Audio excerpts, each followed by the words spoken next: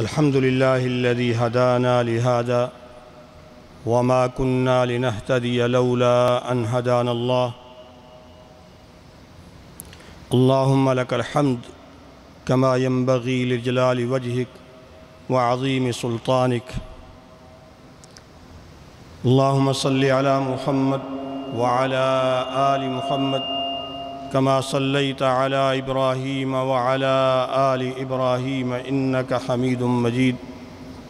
اللهم بارك على محمد وعلى آل محمد كما باركت على إبراهيم وعلى آل إبراهيم إنك حميد مجيد. رب اشرح لي صدري ويسر لي أمري واحلل عقدة من لساني يفقه قولي. يقول الله تبارك وتعالى: إن الله يأمر بالعدل والإحسان وإيتاء ذي القربى وينهى عن الفحشاء والمنكر والبغي يعظكم لعلكم تذكرون. ہر قسم کی حمد و ثنا اللہ وحدہ لا شریک کے لیے ہے. بے شمار لا تعداد درود و سلام پیارے پیغمبر حضرت محمد صلی اللہ علیہ وآلہ وسلم پر، جنہیں اللہ تعالیٰ نے سید الاولین والآخرین بنا کر مبعوث فرمایا، اور اس پوری کائنات میں آپ کو شان اور عظمت عطا فرمائی، اور آپ کی اعلیٰ شان اور عظمت اس میں ہے کہ آپ کی شریعت اور آپ کا دین سب دینوں سے اعلیٰ اور اکمل بھی ہے، اور آپ کی یہ عظمت اور شان اس اعتبار سے بھی ہے کہ آپ پوری کائنات کے لیے رحمت للعالمین بھی ہیں، اور یہ بھی آپ کی عظمت و شان بلکہ یہ زیادہ کہ آپ کی سیرت، آپ کے اخلاق، آپ کا کردار اس کائنات میں جتنے انسان ہیں یا جن ہیں، چاہے وہ انبیاء ہی رہے ہوں، اولیاء، صلحاء، شہداء ہی رہے ہوں، ان سب میں آپ کی سیرت اعلیٰ بھی، ممتاز بھی، عظیم بھی، سب سے زیادہ اکمل بھی، سب سے زیادہ قابل عمل بھی.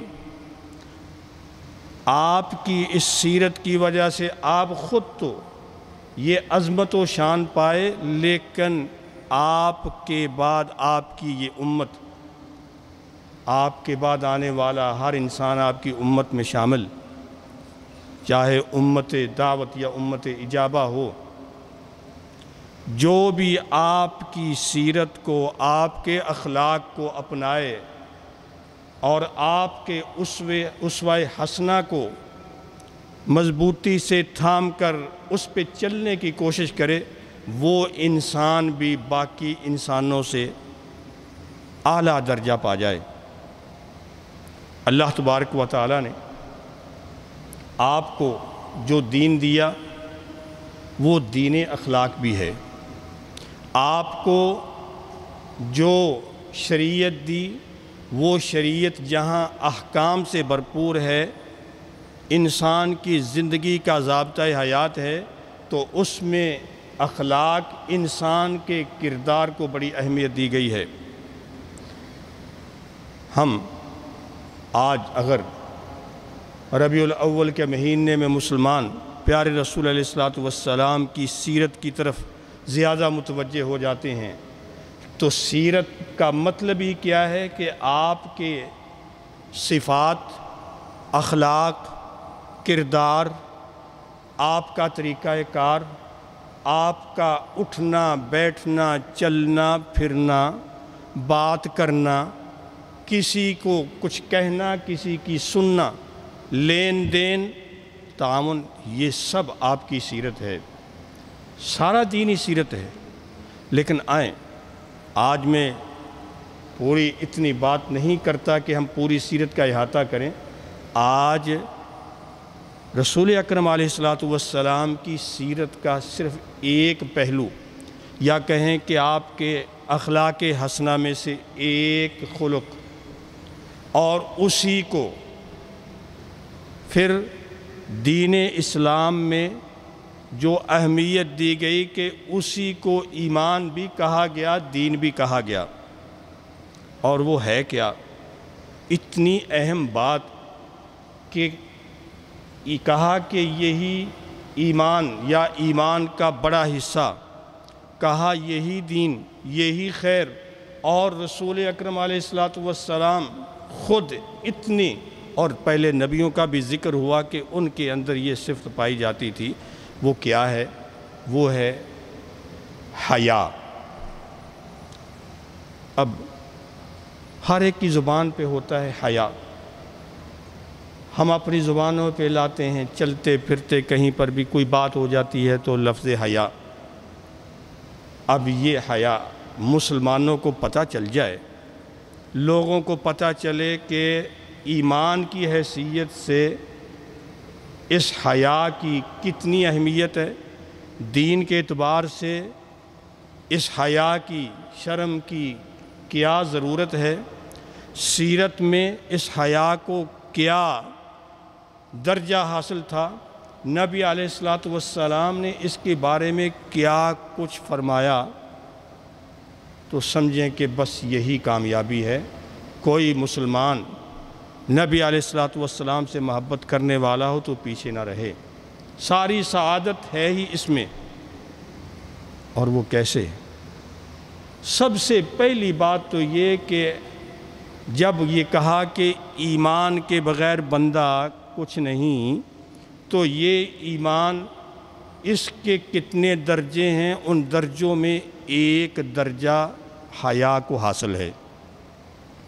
رسول اکرم علیہ الصلوۃ والسلام ارشاد فرماتے ہیں، الایمان بضع وستون او بضع وسبعون شعبہ، اعلیها قول لا الہ الا اللہ وادناها اماطۃ الاذی عن الطریق والحیاء شعبۃ من الایمان۔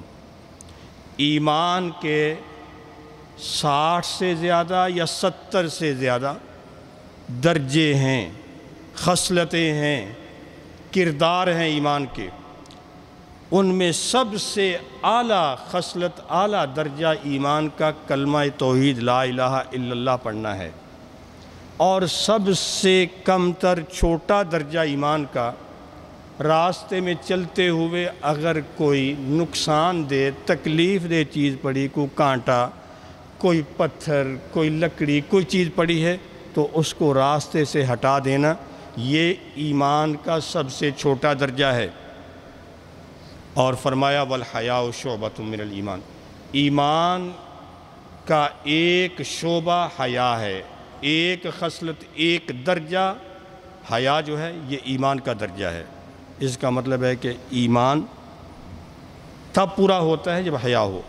اور بات صرف اتنی ہی نہیں ہے، بلکہ رسول اکرم علیہ الصلوۃ والسلام کی ایک اور حدیث میں تو اس قدر آپ نے یہ بات واضح طور پر فرمایا الحیاء والایمان قرنا جمیعا فاذا رفع احدهما رفع الاخر۔ حیا اور ایمان دونوں قرنا اکٹھے ہیں اور اکٹھے رہتے ہیں۔ حیا اور ایمان دونوں اکٹھے اور اکٹھے رہتے ہیں۔ فَإِذَا رُفِعَ أَحَدُهُمَا رُفِعَ الْآخَرُ، دونوں میں سے جب ایک اٹھ جائے تو دوسرا بھی نکل جاتا ہے۔ کیا مطلب ہوا؟ اگر ایمان اور حیا اکٹھے ہوتے ہیں، اگر ایمان نہ رہا تو حیا نہ رہا، اور اگر حیا نہ رہا تو پھر ایمان نہ رہا۔ کیسی بات ہے؟ اور یہ وہ بات ہے کہ ہم مطلب اس پہ کوئی توجہ نہیں کرتے۔ آج ہم ذرا اپنے آس پاس ماحول پہ، اپنے معاشرے پہ اپنے گھر میں باہر ہر جگہ پہ ذرا غور کریں کہ کیا صورتحال ہے۔ حیا کس قدر اہمیت۔ اب حیا شرم ہے، شرمندگی۔ اب ایک شرمندگی ہے، ایک شرم ہے، اور حیا ہے۔ حیا کا مفہوم اور مطلب کیا ہے کہ بندہ کچھ بھی کرنے سے پہلے، کوئی قدم اٹھانے سے پہلے، کوئی حرکت کرنے سے پہلے، کوئی بات کرنے سے پہلے، اوپر نیچے ہونے سے پہلے، سب سے پہلے یہ سوچے کہ کیا اگر مجھے کوئی دیکھے گا یا سنے گا تو کیا یہ اس کو اچھا لگے گا، لوگ کیا کہیں گے۔ کہیں ایسا نہ ہو کہ پھر شرمندگی سے، ندامت سے مجھے معذرت کرنی پڑے، یا مجھے نظریں جھکانی پڑے، یا مجھے یہاں سے پیچھے ہٹنا پڑے۔ اور اس کا پھر دوسرا مطلب یہ ہے کہ جب حیا اور شرم آتی ہے تو وہاں انسان بڑے بڑے گناہوں سے جہاں بچتا ہے، کبیرہ اور حرام چیزوں سے بچتا ہے، تو وہاں چھوٹی چھوٹی غلطیوں سے وہ اپنے آپ کو بچاتا ہے۔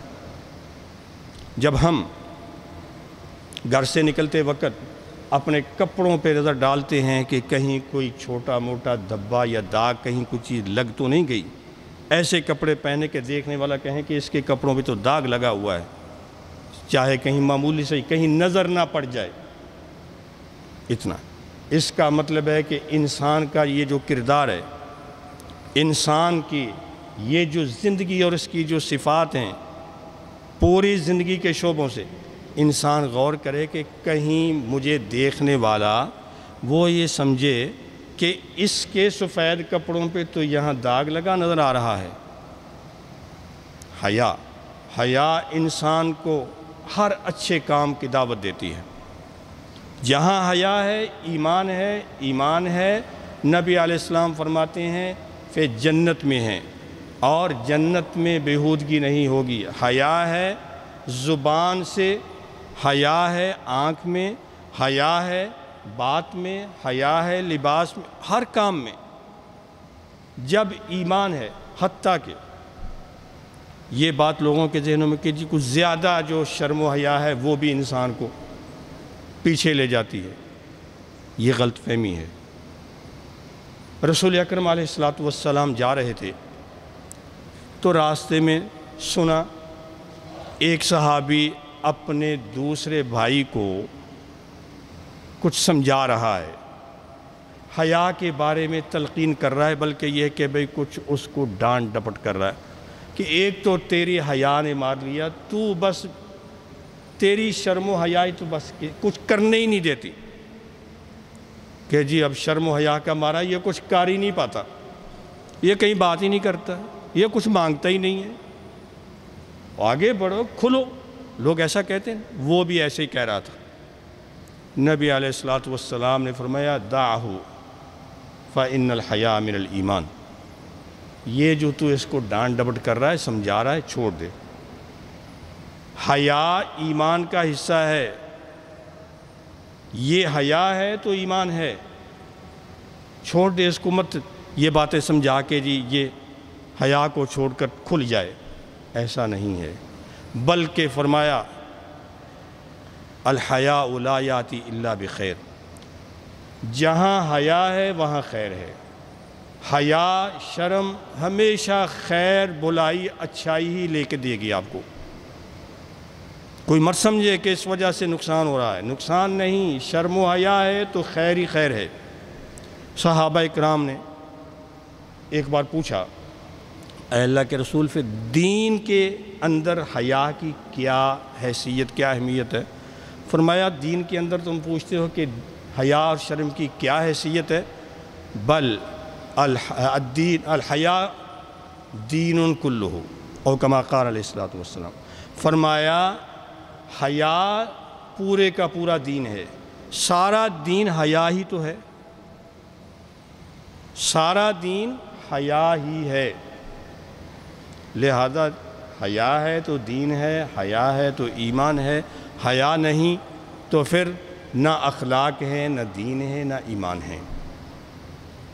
یہ اگر ہم حیا کی بات کرتے ہیں، اتنی اس کی اہمیت اور ضرورت، اللہ تعالیٰ کی صفات میں بھی حیا ذکر کیا گیا، نبیوں کی صفات میں بھی حیا ذکر کیا گیا۔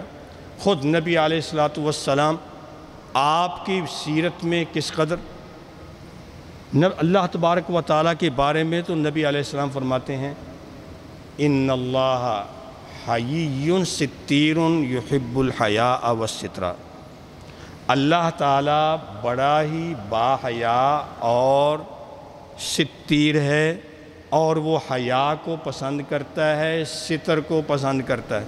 یعنی اللہ شرم و حیا کو پسند کرتا ہے، اور اللہ تعالیٰ ستر کو، پردہ پوشی کو، پردے کو۔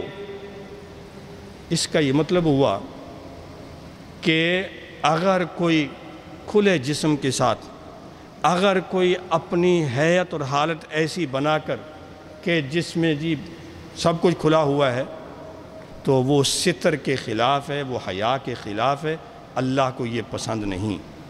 اور حیا میں یہ بھی ہے ان اللہ حیی، اللہ تعالیٰ بڑا ہی باحیا ہے۔ کیا ہے اس میں؟ اذا رفع الرجل یدیہ یستحی ان یردہما صفرا، اگر کوئی بندہ اللہ سے دعا کرنے کے لیے مانگتے وقت اللہ کے سامنے ہاتھ اٹھا کہ یا اللہ مجھے دے دے، اللہ کو حیا آتی ہے کہ اس کے ہاتھوں کو خالی چھوڑ دے۔ اللہ کسی بندے کے اٹھے ہوئے ہاتھوں کو خالی نہیں موڑتا کہ یہ میرے در پہ آ کر میرے سامنے اس نے ہاتھ پھیلا لیے، یہ حیا۔ اب اس کا مطلب ہے کہ اگر اللہ کو یہ حیا آتی ہے، بندہ چاہے کیسا بھی گیا گزرا جب اللہ کسی پوچھتا ہے، مانگتا ہے، تو بندے کو بھی حیا آنی چاہیے کہ وہ بھی دوسروں کے سامنے دوسروں کے ساتھ کیسا معاملہ کرتا ہے۔ اللہ تعالیٰ نے نبیوں کو یہ صفت دی۔ نبی علیہ السلام فرماتے ہیں موسیٰ علیہ السلام بڑے حیی تھے، ستیر تھے، بڑے باحیا، بڑے پردے والے، شرم والے تھے۔ لا یرا من جسدہ شیء، ان کے جسم کو کبھی برہنہ نہیں دیکھا گیا۔ یہ نہیں تھا کہ کپڑے اتار کر جو ہے باہر بازار میں گھوم پھر رہے، یہ ان کی حیا، ان کی شرم، پردہ۔ اللہ تبارک و تعالیٰ نے، اب جلدی ٹائم کمی کی وجہ سے باتیں چند کرنے کی، اللہ تبارک و تعالیٰ نے قرآن مجید میں ذکر کیا مختلف قصوں کا، واقعات کا، اپنے بندوں کا، نبیوں یا صلحاء اولیاء کا، اور ان میں کچھ عورتوں کا بھی۔ 20ویں پارے میں سورۃ قصص میں اللہ تعالیٰ نے موسیٰ علیہ السلام کا ذکر کیا، ان کا قصہ، اور اس قصے میں ذکر کیا کہ جب وہ مدین پہنچے تو بے یار و مددگار اجنبی تھے، ابھی رسالت نہیں ملی تھی، نبی نہیں بنے تھے۔ وہاں ایک جگہ پہ درخت کے سائے کے نیچے بیٹھے تو سامنے کنواں تھا، لوگ وہاں پر اپنی بکریوں جانوروں کو پانی پلاتے تھے، تو دیکھا کہ ایک سائیڈ پہ 2 نوجوان عورتیں، لڑکیاں اپنی بکریوں کو الگ سے لے کر کھڑی ہوئی ہیں۔ جا کر پوچھا کہ تمہیں کیا مسئلہ ہے؟ انہوں نے کہا کہ ظاہر ہے کہ یہ کام مردوں کا ہے، باہر کام کرنا، جانوروں کو پانی پلانا، اور یہ سارے مرد ہی کر رہے ہیں۔ ہمارے بابا والد بوڑھے ہیں، کمزور ہیں، وہ یہ کام نہیں کر سکتے، وہ آ نہیں سکتے، تو ہمیں آنا پڑا ہے۔ اب چونکہ مرد ہیں یہ سارے کام کرنے والے، جب تک مرد پانی پلاتے ہیں ہم بیچ میں نہیں گھستی، جب یہ سارے چلے جائیں گے، مرد پیچھے ہٹ جائیں گے، تو ہم اپنی بکریوں کو پانی پلائیں گے۔ یہ واقعے پہ غور کرنا ہے، کیا ہو رہا ہے، کیسے اللہ نے ذکر کیا ہے۔ ہم قرآن سے محبت بھی کرتے، پڑھتے، سنتے، واقعات ذکر بھی ہوتے ہیں۔ موسیٰ علیہ السلام نے آگے بڑھ کر ان کی بکریوں کو پانی پلا دیا۔ وہ گھر چلی گئیں، جا کر بتایا۔ اب تفسیر میں آتا ہے کہ باپ نے پوچھا جلدی کیوں آ گئی، یا انہوں نے بتایا کہ وہاں ایک بندہ پہلی بار دیکھا، بڑا اچھا طاقتور بھی تھا، اس نے پانی پلا دیا۔ اب چونکہ ان کا والد بھی اللہ کا نیک بندہ تھا، اس نے کہا اس نے ہمارا کچھ کام کیا ہے تو اس کو مزدوری دینی چاہیے، جاؤ بلا کے لے کے آؤ۔ اب خود تو جا نہیں سکتے تھے تو اپنی ایک بیٹی کو بھیجا، جاؤ اس بندے کو بلا کے لے کے آؤ۔ اب اس نے آ کر موسیٰ علیہ السلام کو کہا کہ آپ کو میرے والد بلا رہے ہیں۔ اب موسیٰ علیہ السلام چلے اور وہ عورت بھی چلی۔ واقعے کی تفصیلات کو چھوڑ کر وقت کے پیش نظر اللہ نے قرآن مجید میں جو بیان فرمایا فَجَاءَتْهُ إِحْدَاهُمَا تَمْشِي عَلَى اسْتِحْيَاءٍ،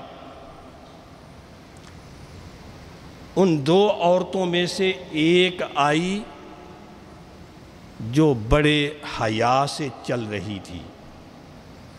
تمشی علی استحیاء یہ عورت کی سب سے بڑی صفت ہے، خصوصاً مردوں کی بھی ہے عورتوں کی بھی، لیکن حیا اور اس کی چال میں، اس کی ڈھال میں، اس کی بات میں، اس کے کردار میں، اس کے لباس میں حیا، تمشی علی استحیاء عورت کا سب سے بڑا زیور، سب سے بڑا زیور یہ حیا ہے۔ اللہ تعالیٰ نے یہ صفت خاص طور پر بیان کی کہ وہ آئی تو حیا سے چل رہی تھی۔ اللہ نے قرآن میں ذکر کیا، اس کے چلنے میں تھا، پردہ تھا بات میں، اور وہ کوشش کر رہی تھی کہ کسی بھی مرد یا حتیٰ موسیٰ علیہ السلام اگر ساتھ چل رہے ہیں اور ان کو آگے بھی کر دیا، خود موسیٰ علیہ السلام آگے ہو گئے کہ ایک دوسرے پہ نظر نہیں پڑے، سارا جسم ڈھپا ہوا۔ اللہ نے اس کو حیا کہا، کیسی صفت بیان کی۔ اور خود نبی علیہ السلام اللہ کے پیارے رسول ہو کر کتنا صحابہ بیان کرتے ہیں کان اشد حیاء من العذراء فی خدرها، نبی علیہ السلام نوجوان کواری لڑکی سے بھی زیادہ باحیا تھے۔ وہ لڑکی جو کبھی گھر سے نہیں نکلی کیونکہ ابھی اس کی شادی بھی نہیں ہوئی، یہ کردار، آپ اس سے بھی زیادہ بڑا حیا اور شرم کرتے تھے، نظریں جھکی ہوئیں، اپنی حیت، اپنا کلام بات کرنے کا۔ اور آج ہم دیکھیں کیا صورتحال ہے، نہ بڑے اس پہ غور کرتے ہیں، نہ چھوٹے، لڑکے ہوں یا لڑکیاں، مرد ہوں یا عورتیں، وہ کو کنوارے ہیں یا شادی شدہ ہیں، ہمیں کو فرق ہی نظر نہیں آتا۔ جگہ کا بھی احترام، شرم ہے، مسجد میں آئے ہیں تو مسجد کا ایک حیا ہے، قرآن آپ کے سامنے کہیں بیٹھ کر یا کوئی کتاب پڑھ رہے ہیں تو اس کا بھی تو حیا ہے، کوئی بڑا آپ کے سامنے ہے، آپ کے ساتھ چل رہا ہے، کوئی مجلس ہے، اس کا بھی ایک حیا ہے، آپ کی کلاس کا کوئی حیا ہے، آپ کے آفس کا کوئی حیا ہے، آپ بازار میں جاتے ہیں تو دکاندار کا کوئی حیا ہے، یا دکاندار کے لیے جو اس کا کسٹمر سامنے آیا مرد ہے یا عورت، اس کا کوئی حیا ہے۔ انسانی طور پر یہ کردار بڑا، لیکن ہم اس کے بالکل برعکس چل رہے ہیں۔ اب یہ کہ رسول اکرم علیہ السلام اس کو ایمان کا حصہ، دین کا حصہ، اور اسی کو ہی کہیں کہ اگر حیا نہ رہا تو ایمان نہ رہا، بلکہ ایک حدیث میں تو نبی علیہ السلام نے یہ فرمایا کہ نبوت، پہلی نبوتوں میں جو باتیں ابھی تک چلی آ رہی ہیں، لوگ سنتے اور کہتے چلے آ رہے ہیں کہ اذا لم تستحی فاصنع ما شئت، اگر شرم حیا نہیں رہی تو پھر جو چاہے کر، مطلب اگر بندہ کچھ کہتے کرتے وقت، حرکت کرتے، قدم اٹھاتے کچھ نہیں سوچتا کہ میں کیا کر رہا ہوں، اس کا مطلب ہے کہ بس اس کی شرم و حیا پاس نہیں ہے۔ اذا لم تستحی فاصنع ما شئت۔ نبی علیہ السلام نے یہ شرم کا، حیا کا احاطہ کیا، صحابہ کو کہا کہ تم اللہ سے استحیوا من اللہ حق الحیا، اللہ سے جیسے حیا کرنے کہا کہ ویسے حیا کیا کرو۔ عبداللہ بن مسعود کہتے ہیں کہ ہم نے کہا اللہ کے رسول ہم تو حیا کرتے ہیں الحمدللہ، اللہ کا فضل ہے۔ آپ نے فرمایا ایسے نہیں، اللہ سے حقیقت میں حیا کرنے کا مطلب یہ ہے ان تحفظ الرأس وما وعا، اپنے سر اور اپنی کھوپڑی میں یہاں پر جو سوچ ہے، کھوپڑی کو بھی، سوچ کو بھی، اپنے اس سر کو بھی، اس میں جو تیرے خیالات ہیں ان کی بھی حفاظت کر۔ وَأَن تَحْفَظَ الْبَطْنَ وَمَا حَوَا، اس پیٹ کی بھی حفاظت کر، اور پیٹ میں جو تو ڈالتا ہے مطلب کھانا پینا، اس کی بھی حیا کر۔ اب تو کیا کرتا ہے، کچھ بھی کرتا ہے تو دیکھ، اور یہ بات تو دیکھ کے دنیا کو چھوڑ دینا، دنیا کی زینت کو پیچھے ہٹا کر آخرت کا منظر سامنے رکھنا، یہ حیا ہے۔ تو موت کو یاد کیا کر، اور تو اس بات کو یاد کر کے آج تیری اتنی خوبصورت شکل و صورت، اتنے اچھے کپڑے، اور تو یہ کچھ بنا پھرتا ہے، کل مرنے کے بعد جب ہڈیاں گل جائیں گی، جسم سے گوشت نکل جائے گا، تیری اگر ہڈیوں کی شکل لوگ دیکھیں تو ڈر کر بھاگ جائیں گے۔ اس وقت کو یاد کر، جو ایسا کرے گا اس نے اللہ سے حقیقت میں حیا کی ہے۔ اللہ تبارک و تعالی ہمیں صحیح معنوں میں حیا کرنے، شرم کو اپنانے، نبی علیہ السلام کی سیرت کا یہ پہلو اور یہ کردار ہمیں اپنی زندگی میں، معاشرے میں لانے کی توفیق بخشے۔ وآخر دعوانا ان الحمدللہ رب العالمین۔ نحمده ونستعینه ونستغفره ونعوذ باللہ من شرور انفسنا وسیئات اعمالنا، من يهده الله فلا مضل له ومن يضلل فلا هادي له، وأشهد أن لا إله إلا الله وحده لا شريك له، وأشهد أن محمدًا عبده ورسوله صلى الله عليه وعلى آله وأصحابه ومن تبعهم بإحسان إلى يوم الدين وسلم تسليماً كثيراً، أما بعد، فيا أيها الناس اتقوا الله تعالى واعبدوه ولا تشركوا به شيئا، وتأدبوا بما أدبكم الله على لسان رسوله صلى الله عليه وسلم وبأسوته الحسنة، فإن الله بعثه صلى الله عليه وسلم ليتمم مكارم الأخلاق، فأتمها بقوله وفعله، وترك الأمة على طريق بيضاء لا يزيغ عنها إلا هالك مرتاب۔ عباد الله، ومن أهم الأخلاق الحسنة وأجل خلق النبي صلى الله عليه وسلم ومظاهر سيرته الطيبة الحياء، فإنه خلق عظيم يمنع المرء من فعل المحرمات وإتيان الفواحش وارتكاب المنكرات، ويصده ويصونه عن الوقوع في الأوزار والأوثام والسيئات۔ قال رسول الله صلى الله عليه وسلم: إن لكل دين خلقا، وخلق الإسلام الحياء، فالحياء انقباض النفس عن القبائح وتركها، والحياء من الإيمان۔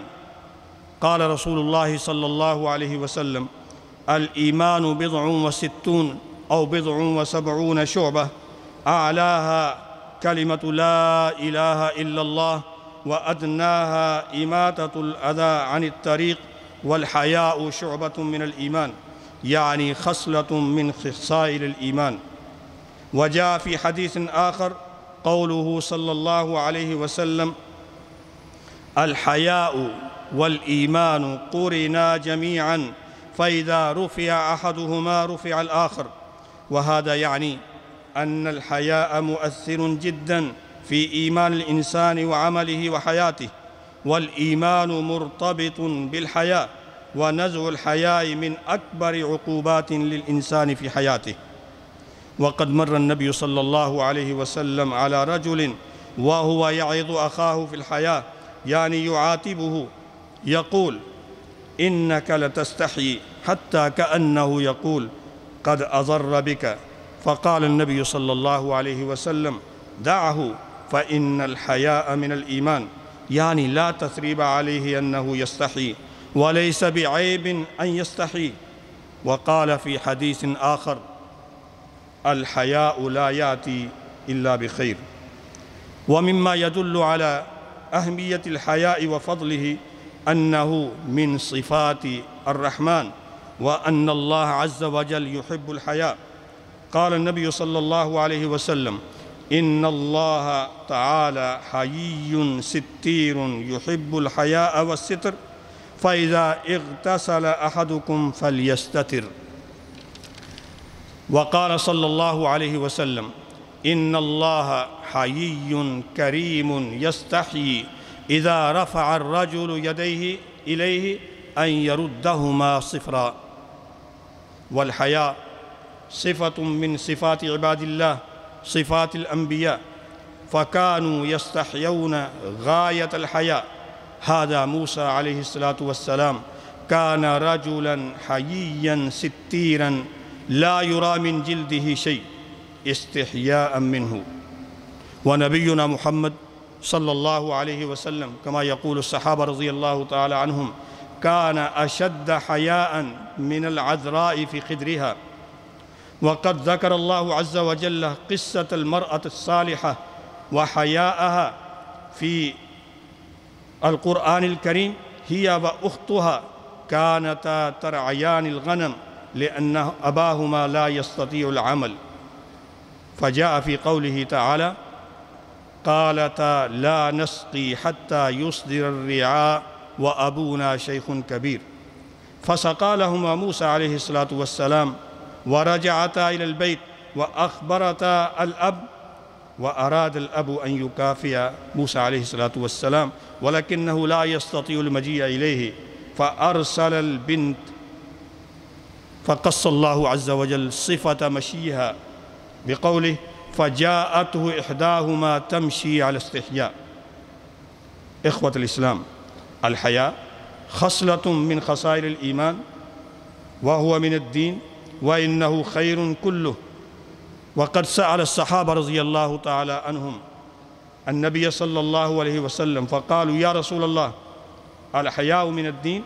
فقال رسول الله صلى الله عليه وسلم: بل هو الدين كله، فإنه يأخذ بيد صاحبه إلى فعل المحاسن والفضائل، ويحمله على تجنب القبائح والرذائل، وهو سياج منيع من الوقوع في المعاصي والمحرمات، وهو علامة حياة القلب، لأن اقتراف القبائح والمنكرات يذهب الحياء. قال صلى الله عليه وسلم: إن مما أدرك الناس من كلام النبوة الأولى: إذا لم تستحي فاصنع ما شئت. بل الحياء زينة الأخلاق وزينة صاحبه، يرفع من شأنه، كما جاء في حديث رسول الله صلى الله عليه وسلم أنه قال: ما كان الفحش في شيء إلا شانه، وما كان الحياء في شيء إلا زانه.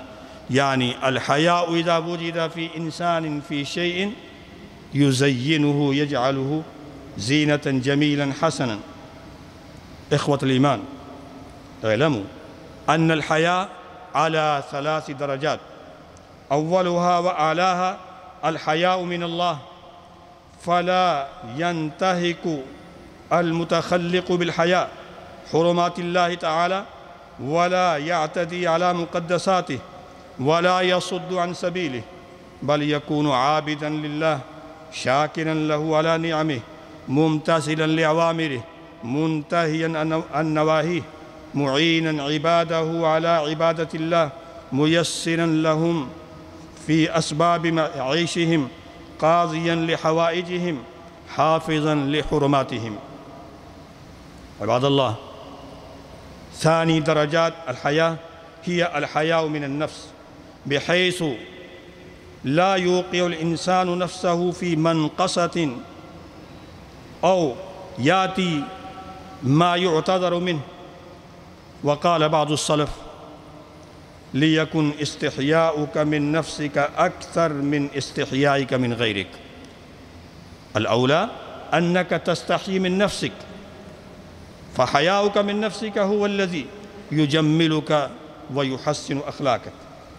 فصاحب الحياء يتحلى بالمروءة والكرم والخلق الرفيع، فلا يلبس لباسا يعيبه الناس، ولا يتكلم بالفحش والبذاء، ولا يفعل في الشارع وفي المكتب وفي غيره ما لا يليق، بل تجده متزنا في كل أمره، فتعامله مع الناس إحسان، ومع النفس تأديب وتهذيب، ومع الكون رحمة وجمال. وثالث الدرجات هي الحياء من الناس، فهو دليل الحياء من الله. من استحيا من الله استحيا من مخلوقه، فهو هذا الحياء يمنعه من التقصير في حقوقهم أو الوقوع في أعراضهم أو ذكرهم بما لا يليق أو الفعل معهم أو أمامهم أو ذكرهم بما يكرهون. وهنا لا بد من العلم أن الحياء، هذا الحياء الذي يجمل الإنسان وأخلاقه وحياته، لا يعني أن الحياء يمنعه من حقوقه، أن الحياء يمنعه من السؤال عن الحكم الشرعي أو من سؤال عن حقه، لا يمنعه من التعلم أو ما يفيده. الحياء لا يأتي إلا بالخير. نسأل الله عز وجل أن يجملنا بالحياء والخلق الحسن، وأن يجعلنا ممن يستحي من الله حق الحياء. أستغفر الله لي ولكم ولسائر المسلمين فاستغفروه إنه هو الغفور الرحيم. إن الحمد لله أحمده سبحانه وتعالى وأشكره، وأشهد أن لا إله إلا الله وحده لا شريك له، وأشهد أن محمدًا عبده ورسوله صلى الله عليه وعلى آله وأصحابه ومن تبعهم بإحسان إلى يوم الدين، وسلم تسليمًا كثيرا. أما بعد، فيا عباد الله، اتقوا الله حق التقوى، واستمسكوا من الإسلام بالعروة الوثقى، واشكروا الله عز وجل على نعمه العظمى. عباد الله، إن الحياء خلق عظيم رفيع المنزلة في الإسلام، وهو شعبة من الإيمان. قد قال صلى الله عليه وسلم: الحياء شعبة من الإيمان. وقال صلى الله عليه وسلم: الحياء من الإيمان، والإيمان في الجنة، والبذاء من الجفاء، والجفاء في النار. رواه الترمذي. كما أرشد النبي صلى الله عليه وسلم إلى حقيقة الحياء، يقول ابن مسعود رضي الله تعالى عنه: قال رسول الله صلى الله عليه وسلم: استحيوا من الله حق الحياء.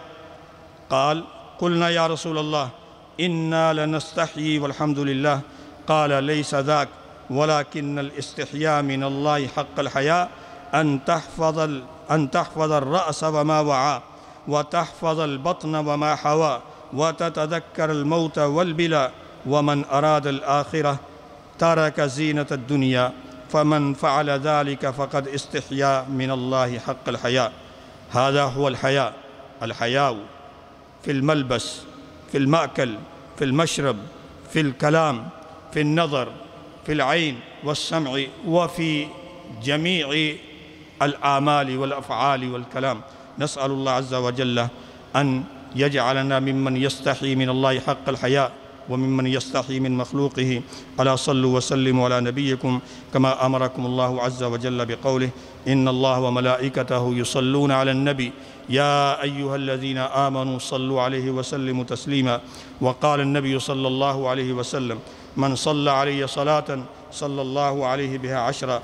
اللهم صل وسلم على نبينا ورسولنا محمد وعلى آله وأصحابه وأتباعه ومن تبعهم بإحسان إلى يوم الدين. اللهم انصر الإسلام والمسلمين، اللهم أعز الإسلام والمسلمين، اللهم أذل الشرك والمشركين ودمر أعداء الدين. اللهم احفظنا من جهد البلاء ودرك الشقاء وسوء القضاء وشماتة الأعداء. اللهم انصرنا ولا تنصر علينا، اللهم ارحمنا ولا تنظر إلى سوء أعمالنا. اللهم وفقنا لما تحبه وترضى، اللهم وفقنا للحياء الحقيقي، اللهم وفقنا للحياء الحقيقي وللخلق الحسن، وجنبنا عن الجفاء والبذاء. اللهم آمنا في أوطاننا وأصلح أئمتنا وولاة أمورنا، ولا تسلط علينا من لا يرحمنا برحمتك يا أرحم الراحمين. سبحان ربك رب العزة عما يصفون وسلام على المرسلين والحمد لله رب العالمين.